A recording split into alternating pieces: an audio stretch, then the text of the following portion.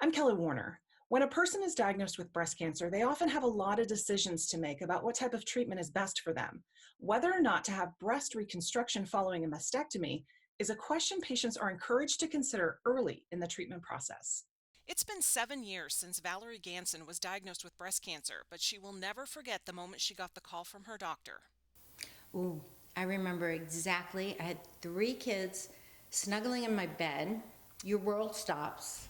After having watched her sister battle breast cancer just 5 years before, Valerie chose to have a double mastectomy. I was like, let's get in there, get it done, be as aggressive as you can be. I want to just take as much breast tissue away as possible.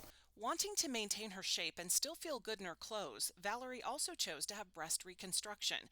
She made that decision early and met with Dr. Kia Movasagi. We appreciate that it's a very stressful time for these women.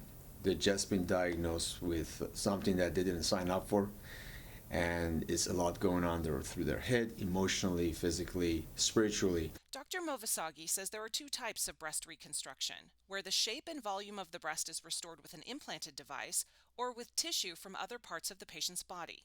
And I go through pros and cons with them and what it entails in each of these decisions, and making sure that they understand there is no holy grail option here. Every option has pros and cons, and let's find the best option for them, and then we go from there.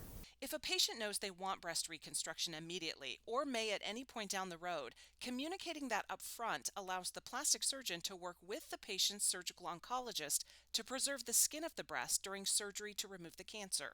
Skin of the breast is just like the skin of the eyelid or the nose or the ear. These are specialized skin in our bodies. It's hard to restore them if it's removed. Once you lose it, the reconstruction becomes much more complicated and much more involved. Valerie is proud of the decision she made in her cancer treatment, and she's thankful for the support she received from other cancer survivors. I had a lot of people, and especially my sister, to see that yes, it sucks, and a whole bunch of it totally is awful to go through, but they were all survivors still. And I think that if I can be of any help at all to other women, that's been the upside, I guess, of cancer.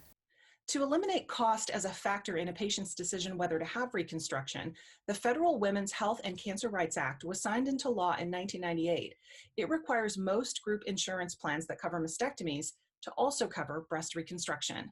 Learn more at OregonCancerAlliance.com. I'm Kelly Warner.